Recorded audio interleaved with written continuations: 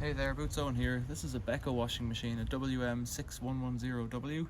This machine's trash, but if you wanted to clean the filter on one of these because it was full of water or wouldn't drain or something like that, you'd have to work out where the filter was, and in this machine it's down here in the bottom. So take a screwdriver or something like that, butter knife or whatever, just pop this down.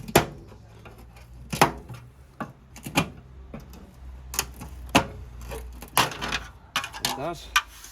And then down here in the bottom is the drain plug, and it should just unscrew. Sometimes these are tight and you have to wiggle them back and forth, or get two pieces of timber or something. Ooh, get two pieces of timber or something like that to get a purchase on it. Don't use the pliers. If you're going to use the pliers, use the handle of the pliers as a lever against in here. Looking inside, it's actually really clean, this one. I'm surprised because it's a dirty machine. It's really quite clean in there.